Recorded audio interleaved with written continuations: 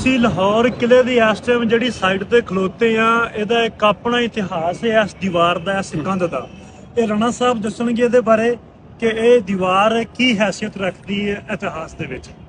ਅਸੀਂ ਜਦੋਂ ਦੀ ਇਤਿਹਾਸ ਪੜ੍ਹਦੇ ਹਾਂ ਤੇ ਸਾਨੂੰ ਦੋ ਘੋੜਿਆਂ ਦਾ ਜ਼ਿਕਰ ਮਿਲਦਾ ਹੈ। ਜਿਹੜਾ ਕਾਬੁਲ ਦੀ ਸੰਗਤ ਨੇ ਗੁਰੂ ਹਰਗੋਬਿੰਦ ਪਾਤਸ਼ਾਹ ਜੀ ਵਾਸਤੇ ਨਜ਼ਰਾਨਾ ਭੇਜਿਆ, ਭੇਟਾ ਕੀਤਾ ਹੈ ਨਾ, ਲੇਕਿਨ ਲਾਹੌਰ 'ਚ ਉਸ ਘੋੜਿਆਂ ਨੂੰ ਖੋਹ ਲਿੱਤਾ ਗਿਆ ਹੈ ਨਾ। ਤੇ ਗੁਰੂ ਹਰਗੋਬਿੰਦ ਪਾਤਸ਼ਾਹ ਜੀ ਨੇ ਬਾਬਾ ਬਿਧੀ ਚੰਦ ਜੀ ਦੀ ਡਿਊਟੀ ਲਾਈ ਹੈ ਨਾ ਕਿ ਤੁਸੀਂ ਲਾਹੌਰ 'ਚੋਂ ਲੈ ਕੇ ਆਓ। ਐਸੇ ਜਗ੍ਹਾ ਤੋਂ ਪਹਿਲੇ ਇੱਕ ਘੋੜਾ ਹੈ ਨਾ ਭੇਸ ਬਦਲ ਕੇ ਟਪਾਏ ਉਸ ਸਤਬਲ ਤੇ, ਉਹ ਸਤਬਲ ਨਜ਼ਰ ਆ ਹੀ ਦੇ ਰਹੇ ਹਨ। ਹਾਂ, ਉੱਥੋਂ ਫਿਰ ਭਾਈ ਸਾਹਿਬ ਨੇ ਪਹਿਲੇ ਇੱਕ ਘੋੜਾ, ਫਿਰ ਦੂਸਰਾ ਘੋੜਾ ਜਿਸ ਤਰ੍ਹਾਂ ਭੇਸ ਬਦਲ ਕੇ ਥੱਲੇ ਡਗਾਏ। ਉਹ ਖਾਲਸਾ ਦੀ ਹਿਸਟਰੀ ਦੇ ਵਿੱਚ ਬਹੁਤ ਵੱਡੀ ਸਾਖੀ, ਔਰ ਬਾਬਾ ਬਿਧੀ ਚੰਦ ਜੀ ਦੇ ਨਾਲ ਜੁੜ ਚੁੱਕੀ ਉਹ ਸਾਖੀ ਹੈ ਨਾ। ਉਹ ਬਿਧੀ ਉਹ ਆ ਦੀਵਾਰ ਹੈ, ਆ ਜਗ੍ਹਾ, ਹਾਂ, ਉਹ ਵੀ ਹੋ ਸਕਦੀ, ਆ ਵੀ ਹੋ ਸਕਦੀ, ਲੇਕਿਨ ਸਾਈਡ ਹੈ ਹੀ, ਸਾਈਡ ਹੈ ਕਿਉਂਕਿ ਇਹ ਸਤਬਲ ਕਿਧਰ ਕੇ ਮੇਰੇ ਉਹ ਸਾਹਮਣੇ ਸਤਬਲ ਕੋਲ। ਠੀਕ ਹੈ।